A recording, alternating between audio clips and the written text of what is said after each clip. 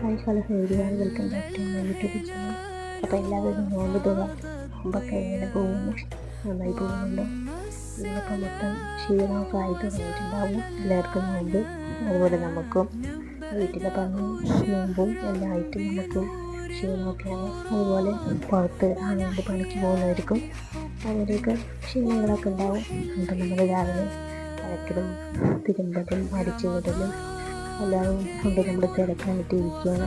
തിരക്കായി നമ്മൾ നോമ്പും പോയി അടിച്ചൊക്കെ വിട്ട് ചതലൊക്കെ ഇതാക്കി കൂട്ടി നമ്മൾ കത്തിച്ചത് വരട്ടിയാക്കി ഇവിടെയൊക്കെ വൃത്തിയാക്കി പോയി ഇതെല്ലാം വൃത്തിയാക്കി കത്തിച്ച് വിട്ടുണ്ടെങ്കിൽ ആകെ വേറെ നിറയും.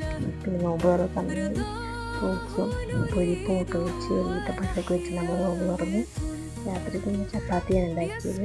ചപ്പാത്തിയും കിഴങ്ങ് കറിയാണ് ഉണ്ടാക്കിയത്. അപ്പോൾ നമ്മുടെ ചാനൽ ഇഷ്ടമായി ലൈക്ക് ചെയ്യുക, സബ്സ്ക്രൈബ് ചെയ്യുക.